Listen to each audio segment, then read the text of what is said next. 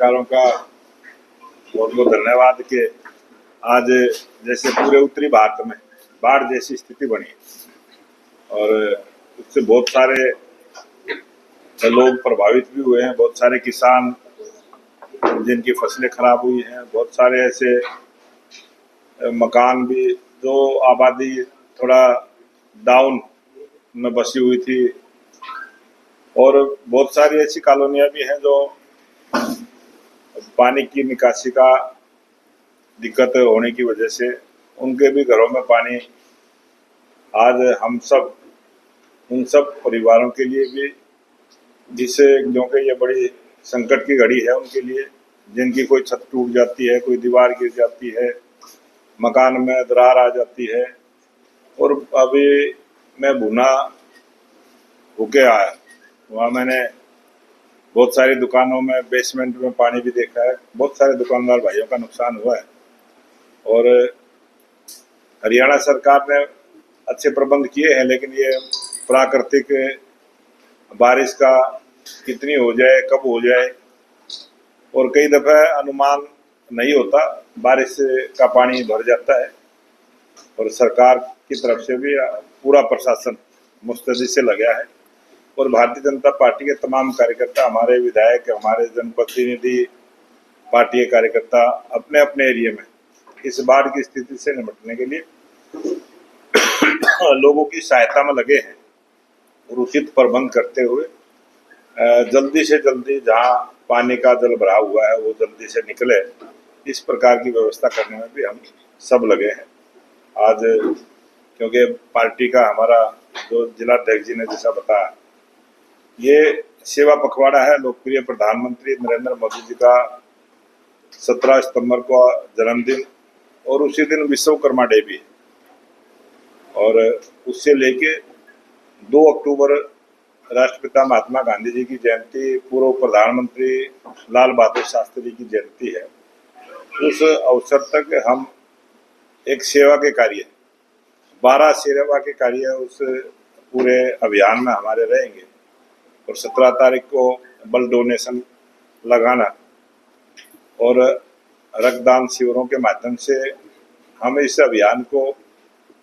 जिला स्तर पर और मंडल स्तर तक चलाने का काम करेंगे। उसी प्रकार से 21 तारीख को हम युवा मैराथन, लोगों का स्वास्थ्य ठीक रहे और युवाओं के बीच में जाके एक 3 किलोमीटर तक की मैराथन का आयोजन रहेगा, जिसमें हम नशा मुक्ति का भी संदेश देंगे और स्वास्थ्य के प्रति भी जागरूक करने का काम करेंगे। उसी प्रकार से स्वास्थ्य जांच शिविर भी लगाने का काम करेंगे। जो CHC, PHC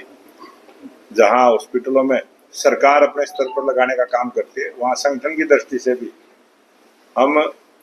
अपने स्तर पर इस काम को करने का काम करेंगे। उसी प्रकार से बहुत सारे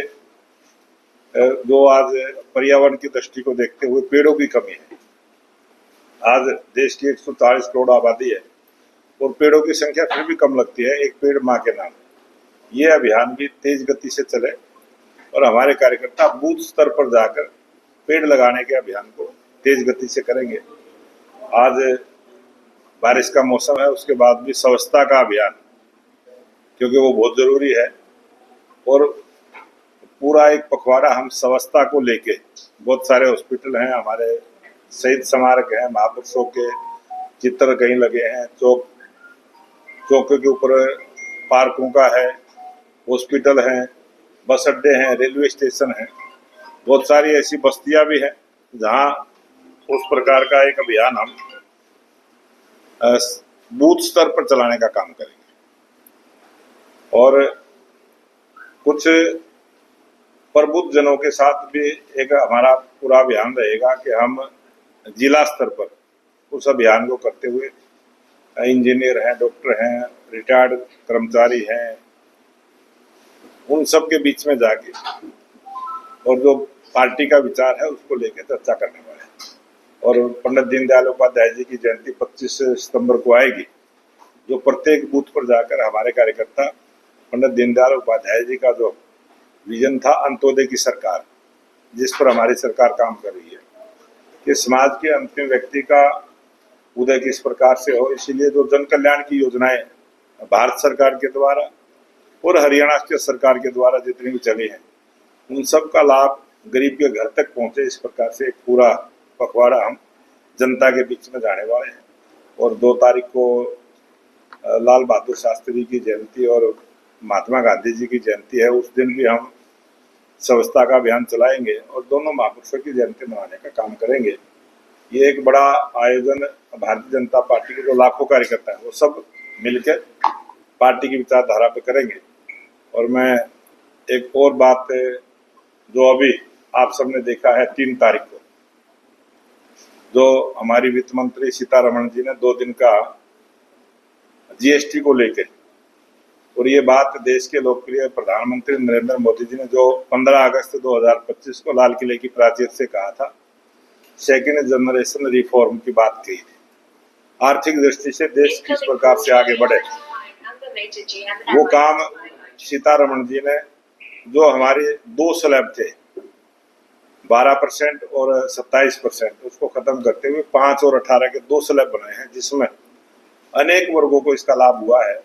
और अनुमान है कि देश के 130 करोड़ लोगों को सीधा सीधा इसका लाभ मिलेगा और लगभग 47,000 करोड़ रुपए की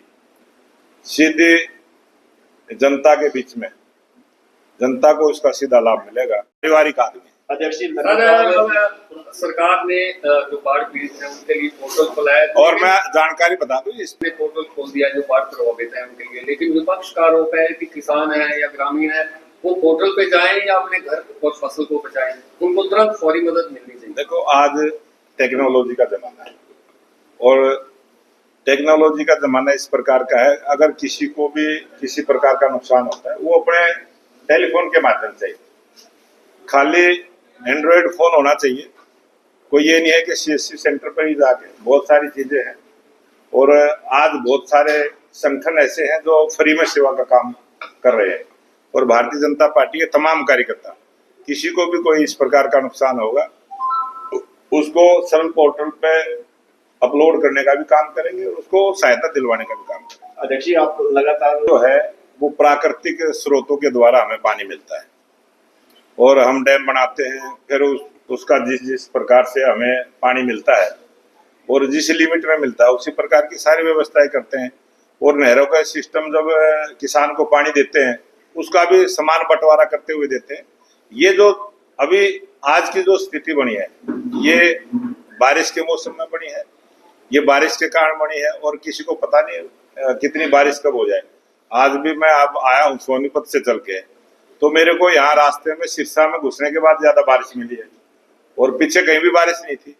यहाँ इधर आकर ज्यादा बारिश मिली है। तो बारिश कहाँ कितनी हो जाए परमात्मा।